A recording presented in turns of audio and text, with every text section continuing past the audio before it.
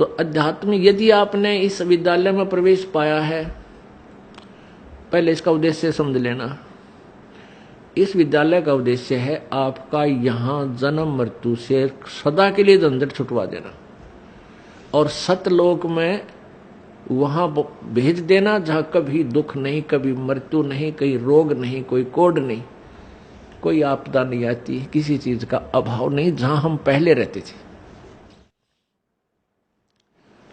अब जब तक आप मालिक के चरणों में रहोगे तो यहां का सुख तो आपको मिलेगा मिलेगा। आपके भाग्य में ना होगा तो भी दाता आपको देगा। ये दयालु है, ये समर्थ है, इसके पास फुल पावर है। और फिर आपकी मृत्यु तो होगी, क्योंकि यहां तो कोई रह ही नहीं सकता। इस मिट्टी के खिलौनों में कितने दिन रह सकता है? हजार हजार वर्ष तक भी रह जीवित रह कर देख लिया ऋषियों ने अपनी अटकलों से, आखिर में फिर मृत्यु हुई। यहां तो मृत्यु होगी।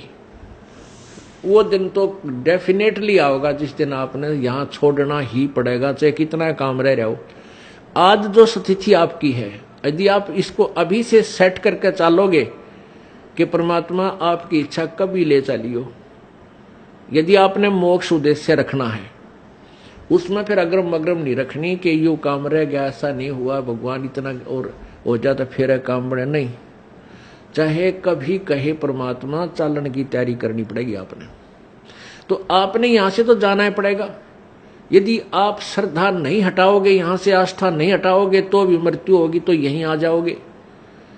इस ज्ञान को आधार बना के और परमात्मा को साक्षी रख के जब भी चालन की तैयारी आवे, किसी समय आ जा, सहर्ष चल पड़े कि कभी ना कभी तो पीछा यहां से छुटवाना ही पड़ेगा।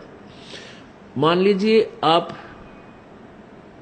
परमात्मा के मार्ग पर लगे हुए हो और आपके साथ कोई ऐसी घटना, वैसे तो मालिक घटना नहीं देता जल्दी सी, वो भी आपकी कोई त्रुटि होगी या परमात्मा की कोई और रजा होगी, उसमें वो आपके हित में ही होगी। जैसे जिसको हम अकाल मौत कहते हैं, तो यहां पहले तो अकाल मौत आपकी होगी नहीं, और होगी तो घनी आपके ऊपर मेहर होगी, कोई विशेष कृपा होगी, या आपका नाम टूट चुका हो। प्रथम तो अकाल मृत्यु होगी नहीं इस मालिक के चरणों माने के बाद। इसके हाथ में है मासा घटे ना चल बढ़े, विधना लिखे जो लेख, और साचा सतगुरु मेट कर ऊपर मार दे मेघ। ये वो परमात्मा है जिस लिखे हुए लेख को, प्रारब्ध को कोई भी चेंज नहीं कर सकता। ये परमेश्वर कबीर देव उसको चेंज कर सकता, उस भाग्य को बदल सकता है। तो ये तो उसके साथ होगा जो हृदय से, तन मन धन से कोई मर्यादा भंग नहीं करता है, प्रभु के चरणों में लगा हुआ है।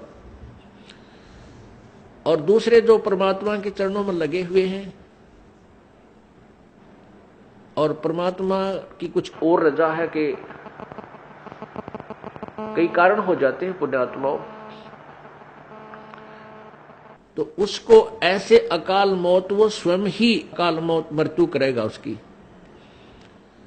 और तुरंत ही उसको दूसरा जीवन देकर पार करेगा। वो उसने अपनी आत्मा को देखना है। हम तो अपना स्वार्थ देखें, जैसे किसी की मां मर जा,